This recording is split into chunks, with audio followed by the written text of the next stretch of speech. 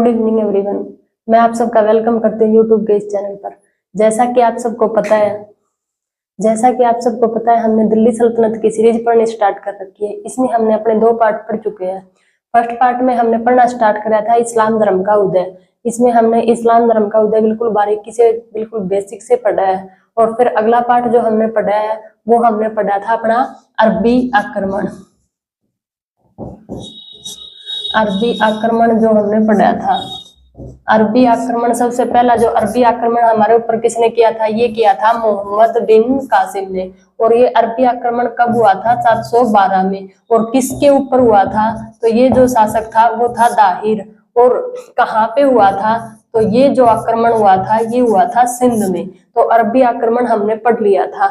अरबी आक्रमण करने वाला कौन था? मोहम्मद बिन कासिम था। किसके कहने से? अलज्जा के कहने से ये भारत में आया था। इन्होंने अपने धर्म का भी विस्तार किया और साम्राज्य का भी विस्तार किया और लूटफाट भी खूब मचाई थी।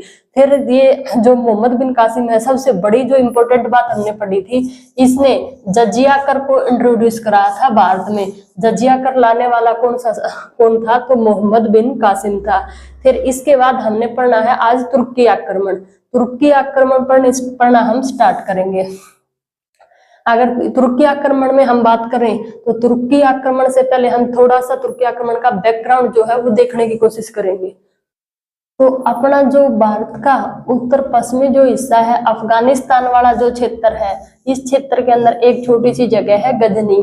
गजनी के ऊपर शासक करना, ये जो अपनी जगह है गजनी के ऊपर जो स्टार्टिंग में जो शासन जो करने लग रहा था, उस शासक का नाम था लविक या लवक नाम से इसको बोला जाता है। तो लविक के ऊपर जो अटैक किया गया था उसका नाम है अलत्तगिन ने लविक के ऊपर अटैक किया। और ये जो गजनी वाला जो क्षेत्र है ये लविक से छीन लिया और गजनी के ऊपर स्वतंत्र राजपाट करने लग गया अलत्तगिन। ये था अलत्तगिन का, बस इतना ही काम है। अलत्तगिन ने गजनी के ऊपर स्वतंत्र शासन करना स्टार्ट कर दिया और इनका जो वंश था वो वंश था यामिनी, और यामिनी वंश की नींव रख दी। अलत्तगिन से आगे अलत्तगिन की पीढ़ी में आता है, अलत्तगिन का बेटा कंपट आ जाता है। अलत्तगिन का एक दास होता था जिसका नाम है सुबुक्तगिन अलत्तगिन का दास था। और दास ने जो इस्लाम कम्युनिटी है, मुस्लिम जो समुदाय है, वो दास को वफादारी की नजर से देखते हैं, बहुत अच्छी नजर से। ये सुबुक्तगिन इसका दास था। और अलत्तगिन है उसका दामाद कौन है? सुबुक्तगिन। आगे जो यामिनी वंश में जो काम करेगा उसका नाम है सुबुक्तगिन। सुबुक्तगिन को हमने ये पढ़ना है, जो भारत के ऊपर जो तुर्की आक्रमण सबसे पहले हुआ था वो सुबुक्तगिन ने किया था। सुबुक्तगिन ने कब अटैक किया? सुबुक्तगिन ने भारत के ऊपर पहला जो तुर्की आक्रमण जो भारत के ऊपर हुआ था वो किसने किया है? सुबुक्तगिन ने। और ये कब किया है? 986 ईस्वी में। 986 ईस्वी में सुबुक्तगिन ने भारत के ऊपर आक्रमण किया। और कहाँ पे? हिंदू शाही वंश के ऊपर। और हिंदू शाही जो वंश है उसमें जो राजा था उसका नाम है जयपाल। सुबुक्तगिन ने जयपाल के ऊपर पहला जो अटैक किया है, और ये अटैक सुबुक्तगिन का सक्सेस रहता है और सुबुक्तगिन यहाँ पे विजयी रहता है। जयपाल के ऊपर अटैक किया 986 में। पहला जो आक्रमण हमने देख लिया तुर्की आक्रमण किसने किया? सुबुक्तगिन ने। इसके बाद 986 ईस्वी के बाद सुबुक्तगिन की आगे जो पीढ़ी होगी उसमें इसका बेटा आएगा महमूद गजनी। सुबुक्तगिन के बाद जो शासक जो बनता है वो बनता है इस्माइल, यानी महमूद गजनी का जो बड़ा भाई है इस्माइल, वो बनता है शासक। लेकिन महमूद गजनी ने उसको हटाकर और राजगद्दी जो सिंहासन था वो खुद ने छीन लिया और महमूद गजनी वहां का शासक बन गया। यानी गजनी का जो शासक फिलहाल था वो कौन था? महमूद गजनी। अब ये महमूद गजनी जो है ये भी तुर्की हो गया और ये लगातार भारत के ऊपर आक्रमण करेगा। भारत के ऊपर लगातार 17 आक्रमण महमूद गजनी करेगा। 17 आक्रमण में बहुत सारी धन दौलत लूट के, बहुत संपदा यहाँ से लूट के ले जाएगा। लेकिन इतने में भी हमारे कोई फर्क नहीं पड़ रहा था, क्योंकि महमूद गजनी ने भारत के ऊपर 17 आक्रमण करता है और 17 आक्रमण में 17 आक्रमण में बहुत सारी धन दौलत संपदा यहाँ से लूट के ले जाता है। बहुत सारे दासों को, जो नौजवान लड़कियां थी, युवतियां थी, उनको यहाँ से अपहरण करके मोहम्मद गजनी यहाँ से लेकर जाता था। अब हमने मोहम्मद गजनी के 17 आक्रमण तो हम नहीं पढ़ सकते, ना ही याद रखते हैं। कुछ जो मोस्ट इंपोर्टेंट आक्रमण है वो हम मोहम्मद गजनी के देखेंगे। मोहम्मद गजनी का जो ये महमूद गजनी है, इसको कई बार महमूद गजन भी पढ़ा जाता है, दोनों एक ही बात है। महमूद गजनी का कई बार पेपर में वंश पूछ लेते हैं, तो महमूद गजनी का कौन सा वंश है? ये यामिनी वंश से रिलेटेड था महमूद गजनवी। ठीक है, महमूद गजनवी का वंश देख लिया हमने, इसने 17 बार आक्रमण किए हैं। हमने इसके पिता को देख लिया, सुबुक्तगिन इनके पिताजी थे। इनके पिताजी ने सबसे पहला अटैक किया था तुर्की आक्रमण, किसके ऊपर? हिंदुसाई वंश के ऊपर। जयपाल वहां का शासक था। अब महमूद गजनी भी यही काम करेगा। तो महमूद गजनी अब क्या करेगा? महमूद गजनी खलीफा से परमिशन लेके इन्होंने शासन करना स्टार्ट कर रखा था और इनको एक उपाधि दी गई थी। खलीफा ने इनको एक उपाधि दी थी, यामीन उद्दौला। यामीन उद्दौला की जो उपाधि है वो किसने दी है? खलीफा ने महमूद गजनी को दी है। इसका मतलब होता है साम्राज्य का दायां हाथ। साम्राज्य का दायां हाथ। यामीन उद्दौला का मतलब है साम्राज्य का दायां हाथ, यानी खलीफा ने परमिशन दे रखी थी इसको, महमूद गजनी को, कि आप अपने साम्राज्य का विस्तार करो, आप बाहर जाओ, धन संपदा लेके आओ, अपना जो धर्म है उसका विस्तार करो, साम्राज्य का विस्तार करो, अपना जो एरिया है उसका विकास करो। तो ये यामीन उद्दौला की उपाधि किसने दी है? खलीफा ने दी है महमूद गजनी को। अब महमूद गजनी के 17 अटैक तो हमने नहीं पढ़ने। महमूद गजनी का सबसे पहला जो अटैक होता है वो 1001 ईस्वी में होता है। वो किसके ऊपर होता है? जो जिसके ऊपर इसके पिताजी ने पहले अटैक किया था, सुबुक्तगिन, उसको ही ये अपना शिकार बना लेता है, यानी जयपाल के ऊपर। हिंदुसाई वंश का जो शासक है जयपाल, उसके ऊपर 1001 ईस्वी में गजनी अटैक कर देता है जयपाल के ऊपर। और जयपाल का दुर्भाग्य रहता है कि जयपाल दोबारा हार जाता है। हारने के बाद जयपाल को शर्मिंदगी महसूस होती है। क्यों? क्योंकि कुछ दिन पहले इसके पिताजी आए थे, उन्होंने हरा दिया, अब इसका जो बेटा है उसने हरा दिया। तो जयपाल ने वह हिंद जो नदी है उसके अंदर कूद के जयपाल ने आत्महत्या कर ली और जयपाल यहाँ पे मारा गया था। हिंदू वंश के ऊपर इसके पिताजी ने, शाही वंश के ऊपर, और फिर इसने महमूद गजनी ने भी 1001 में सबसे पहला जो अटैक किया वो यही किया था। देखेंगे अपने महमूद गजनवी जो है, तो महमूद गजनी ने अपने ऊपर कहाँ कहाँ पे आक्रमण किया, किस साल में आक्रमण किया, और इस बारे में हम अब पढ़ेंगे। तो सबसे बड़ी जो बात है वो तो हमारे सामने ये आ रही है कि जब यहाँ ये जो बाहर के जो आक्रमणकारी लोग हैं भारत के ऊपर इतने आक्रमण कर रहे हैं, तो भारत वाले जो लोग थे, भारत के जो शासक थे, वो कहाँ सोए हुए थे? वो कहाँ थे इस टाइम? कोई भी बाहर निकल के नहीं आ रहा है। अगर हमारे घर में चोरी होने लग रही है, हम उठ के ही नहीं देख रहे, तो इसका मतलब हमारे में कुछ ना कुछ तो कमी है। कहाँ चले गए थे हम? तो हम थोड़ा सा भारत के ऊपर गौरव फरमाएंगे। भारत का ये रफली मैप है, मेरे को पता है ये भारत का मैप नहीं है, लेकिन थोड़ा सा आइडिया लेने के लिए हम भारत की बात करें तो भारत जो था, इस समय भारत की स्थिति ऐसी थी। भारत छोटे छोटे वंशों के अंदर राज कर रहा था। भारत में कहीं कोई छोटा वंश बैठा है, कोई छोटा वंश बैठा है, कोई भी यहाँ पे केंद्रीय शक्ति नहीं है, यानी कोई भी बड़ा शासन, राजा जो शासक है वो यहाँ पे नहीं है कि जो भारत में आने वाले जो आक्रमणकारी हैं उनको रोक सके। फर्स्ट बात तो हमारी कमी कहाँ पे है कि कोई भी केंद्रीय पावर हमारे पास नहीं है। दूसरी जो सबसे बड़ी कमी है वो कभी से हमारे ऊपर चलती आ रही है, आज भी है, पहले भी थी। वो क्या है कि हमारे अंदर एकता नहीं थी। अगर हमारे अंदर यूनिटी होती तो क्या हम इतने जने इकट्ठे होके बाहर से जो आक्रमणकारी आ रहे हैं, मुट्ठी भर जो लोग आ रहे हैं, हम उनको कंट्रोल नहीं कर सक रहे थे। तो ये जो थी वो हमारी बड़ी बीमारी थी। यहाँ पे अगर हम बात करते हैं बंगाल की, तो बंगाल में था पाल वंश काम कर रहा था। कन्नौज में हम देखेंगे तो कोई और वंश बैठा था। गुजरात में हम देखें तो चालुक्य वंश राज कर रहा था। कहीं कोई वंश, कहीं कोई वंश, छोटे छोटे हजारों वंश यहाँ पे राज करने लग रहे हैं। तो किसी के अंदर ना ही तो यूनिटी है, ना ही कोई बड़ा यहाँ पे शासक है। तो अब हम देखेंगे कि महमूद गजनवी के जो आक्रमण है उनकी स्थिति। जो अपना जो भारत है वो कैसे टुकड़ों में बट रहा था। तो बंगाल में कौन सा वंश काम कर रहा है? पाल वंश कर रहा है। कन्नौज वाला जो क्षेत्र है वहां पे प्रतिहार वंश, गुर्जर प्रतिहार जो वंश है वो काम कर रहा है। कश्मीर का जो क्षेत्र है वहां पे भी ब्राह्मण वंश की एक शासिका होती है जिसका नाम होता है दिद्दा।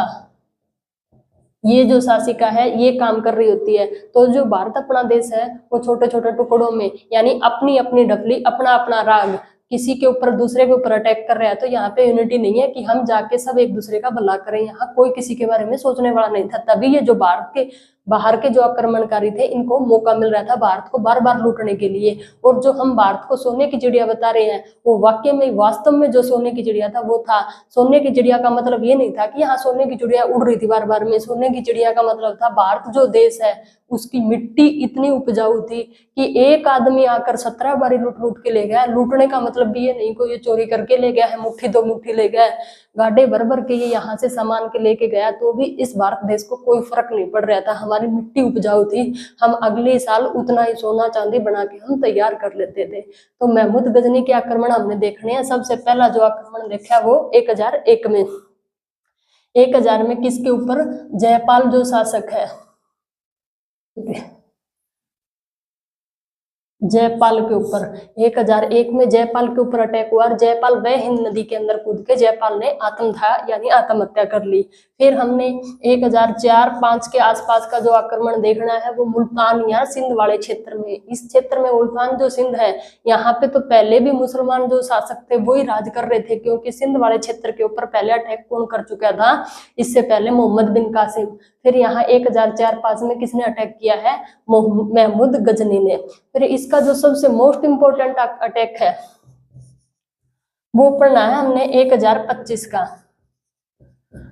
1025 में अटैक होता है वो होता है सोमनाथ में। सोमनाथ कहाँ है? सोमनाथ है गुजरात में। सोमनाथ की जो तटीय सीमा है, सोमनाथ की जो सीमा है वो कहाँ से लगती है? समुद्रों से। तो महमूद गजनी ने सोमनाथ का जो मंदिर था वो विख्यात मंदिर यानी प्रसिद्ध मंदिर था, पूरा सोने का बना हुआ शिव शंकर भगवान का मंदिर बताया जा रहा है। यहाँ पे महमूद गजनी ने अटैक कर दिया। यहाँ पे बहुत ज्यादा संख्या में मारकाट होती है। मंदिर के जो पुरोहित लोग हैं उन्होंने यहाँ पे हथियार चलाने के लिए, यानी बता रहे हैं कि अपने हथियार ही छोड़ दिए थे कि मंदिर के अंदर, हमारा जो हिंदू धर्म है वो ऐसे कहता है मंदिर के अंदर गाली गलौज लड़ाई झगड़ा हम नहीं करेंगे, तो हथियार उठाना तो बहुत बड़ी दूर की बात है। महमूद गजनी ने यहाँ पे 32,000 के आसपास लोगों को काट काट के गाजर मूली की तरह काट काट के भगा दिया था और इस पूरे मंदिर को लूट लिया था। ऐसे बताते हैं सोमनाथ जो मंदिर है इसके अंदर जो शिवलिंग थी उस शिवलिंग को भी महमूद गजनी उठा के अपने साथ ले गया और वहां पे जाके ये जो शिवलिंग है इसको तुड़वा दिया और तुड़वा के ऐसे कहते हैं छोटे छोटे पत्थर करवा के, और वो पत्थर जो मांस बेचने वाले होते हैं उनको दे दिए गए और जो बाकी जो पत्थर बचता है वो मस्जिद की सीढ़ियों के अंदर लगा दिया। भाई आते जाते तुम लोग इसके ठोकर मारते चलो। और ये इससे क्या दिखा रहा था कि मैंने जो हिंदू धर्म है वो कितना कुचल दिया है। ज्यादातर जो अटैक करता था महमूद गजनी वो किसके ऊपर होता था? मंदिरों के ऊपर होता था। मूर्ति पूजा में ये लोग, जो मुस्लिम कम्युनिटी है वो मूर्ति पूजा में विश्वास नहीं करते हैं, तो मूर्तियों को तोड़ता था, मंदिरों को तोड़ता था। तो इसको एक उपाधि दे रखी थी मूर्ति भंजक। मूर्ति भंजक की उपाधि किसको दे रखी है? गजनी को। यामीन उद्दौला की उपाधि है, मूर्ति भंजक की है, और जो सबसे पहले सुल्तान की उपाधि ली है वो भी महमूद गजनी ने ली है। एक इसको बोलते हैं बुत किसन, बुत सिकन। बुत सिकन की उपाधि भी महमूद गजनी की है। मूर्ति भंजक है, बुत सिकन है और यामुन उद्दौला है, सुल्तान की उपाधि है। ये उपाधि आप इसकी बिल्कुल नहीं भूलना और इसका एक वंश नहीं भूलना है। सबसे मोस्ट इंपोर्टेंट अटैक जो है वो 1025 का सोमनाथ का है, ये नहीं भूलना है। तो ये सारी बातें आपको याद करके रखनी है। फिर 1027 में ये जाटों के विरुद्ध, जाटों के ऊपर आक्रमण करता है महमूद गजनी। 1025 में सोमनाथ, 1027 में जाटों, खोखर जाति के जाट होते हैं उनके ऊपर। और फिर 1030 में महमूद गजनी की मृत्यु हो जाती है। कोई बताता है इनको असाध्य रोग था, कोई कहता है मलेरिया था। इस बात के ऊपर ज्यादा क्वेश्चन नहीं उठता है, बस ये आता है 1030 में महमूद गजनी की मृत्यु हो जाती है। महमूद गजनी के दरबारी जो कवि हैं उनके बारे में हम पढ़ते हैं। महमूद गजनी के 4-5 दरबारी कवि थे, वो थे। उनके ऊपर हम सबसे बड़ा जिसका नाम आता है वो है अलबरूनी। अलबरूनी महमूद गजनी का दरबारी कवि है अलबरूनी। जब महमूद गजनी भारत आता था तो अलबरूनी भी भारत आया था। अलबरूनी ऐसा पहला मुसलमान है जिसने भारत के पौराणिक जो ग्रंथ है, ऐतिहासिक जो किताबें हैं उनको, धार्मिक जो किताबें थी उनको पढ़ने का काम किया था। पहला मुसलमान कौन है? अलबरूनी। अलबरूनी ने, महमूद गजनी का जो दरबारी कवि है, उसने किताब लिखी है किताब उल हिंद। तो ये जो बुक है वो किसकी है? अलबरूनी की, किताब उल हिंद। और एक ऐसा ही नाम और है, तारिक उल हिंद। ये भी जो नाम है ये किसका है? अलबरूनी की दो बुक है, किताब उल हिंद और तारिक उल हिंद। ये किसकी है? अलबरूनी की। अलबरूनी किसके दरबार में था? महमूद गजनी के। और भारत में किसके साथ आया था? महमूद गजनी के। पहला ऐसा मुसलमान है जिसने भारतीय जो हिंदू जो कॉपी किताब है उनको पढ़ने का काम किया था, अलबरूनी। तो अलबरूनी की दो बुक हमने कौन सी देखी? किताब उल हिंद और तारिक उल हिंद। इसके बाद नाम आता है फिरदौसी का। फिरदौसी, इन्होंने बुक लिखी थी शाहनामा। बहुत ज्यादा बार पेपर में पूछी जाती है शाहनामा बुक। तो शाहनामा जो बुक है वो है शाहनामा। शाहनामा में पेपर में पूछी जाती है कि किसकी बुक है? फिरदौसी की। ये किसके दरबार में था? गजनी के। और ये जो बुक बता रहे हैं वो अफगानिस्तान का कोई महाभारत की बुक बताते हैं। फिर इसका जो दरबारी कवि था वो है उत्बी। उत्बी ने भी ऐसे ही दो बुक लिखी है, किताब उल हिंद और तारिक ए हिंद। तो जो ये हिंद है इसके पीछे उत्बी की बुक का नाम देखना, किताब उल यामिनी और तारिक उल यामिनी। ये दोनों जो बुक है ये किसकी है? उत्बी की। अलबरूनी की बुक के पीछे हिंद नाम है और उत्बी की बुक के पीछे यामिनी। यामिनी क्या है? यामिनी गजनी का वंश है, हमने पहले भी पढ़ा है। गजनी कौन से वंश का था? यामिनी वंश का था। तो उत्बी ने इसके वंश के ऊपर किताब लिखी है, क्योंकि उत्बी जो था इसका दरबारी कवि था, शाही जो कवि होते हैं वो था। अलबरूनी यानी नाम बड़ा है, पीछे बुक के पीछे नाम छोटा है। उत्बी नाम छोटा है, बुक के पीछे नाम बड़ा है। तो ये है उत्बी की और अलबरूनी की बुक। एक इसका दरबारी कवि वो जो है वो है बेहाकी। बेहाकी ने लिखी थी तारिक ए सुबुक्तगिन। तारिक ए सुबुक्तगिन। बेहाकी ने कौन सी बुक लिखी है? तारिक ए सुबुक्तगिन। सुबुक्तगिन क्या था? गजनी के पिताजी थे। गजनी के जो फादर साहब थे वो थे सुबुक्तगिन। तो गजनी जब राजपाट करने लग गया, जब शासन संभाल लिया, इन्होंने अपने साम्राज्य का विस्तार कर लिया, तब इन्होंने अपने पिताजी के नाम पे एक बुक लिखवा दी। वो कौन सी थी? तारिक ए सुबुक्तगिन। गजनी को जब हम पढ़ रहे हैं एक विलेन की तरह पढ़ रहे हैं, तो गजनी जो आज गजनी वाला जो क्षेत्र है, अफगानिस्तान वाला जो क्षेत्र है, इस्लाम कम्युनिटी है, क्या वो भी गजनी को इस तरह पढ़ती है? वो गजनी को हीरो की तरह पड़ती है, क्योंकि गजनी ने यहाँ से लूटफाट करके वहां पे अपने साम्राज्य का विस्तार किया था, अपने धर्म का प्रचार प्रसार किया था। तो वहां के लोगों के दिल में गजनी की एक हीरो की तरह है। तो ये था हमारे गजनी के कुछ इम्पोर्टेंट गजनी के ऊपर जो बातें थी वो हमने आज कवर कर ली। कल हम पढ़ेंगे मोहम्मद गोरी के ऊपर। मोहम्मद गोरी के हम आक्रमण देखेंगे, तराइन का पहला युद्ध, तराइन का दूसरा युद्ध, गोरी के साथ कौन कौन भारत में आता था, गोरी के कौन कौन गुलाम थे, और गोरी ने कब यहाँ पे कब किसके ऊपर अटैक किया था, पहला कौन शासक था जिसके ऊपर गोरी ने अटैक किया था, और दिल्ली सल्तनत की स्थापना कब हुई थी, किसने की थी, दिल्ली सल्तनत पर राज करने वाले शासक कौन कौन थे, वो सारी जो कड़ी है वो हम कल पढ़ेंगे। यहाँ तक कि मैं आशा करती हूँ आपकी मेरी जो ये वीडियो है आप सब लोगों को पसंद आई होगी। अगर आपको ये पसंद आई है तो लाइक करना, सब्सक्राइब करना और कमेंट करना, और आगे भी आप लोग जैसा कहोगे मैं वैसे ही आपके लिए जो पार्ट है वो अपलोड करती रहूंगी। Thank you.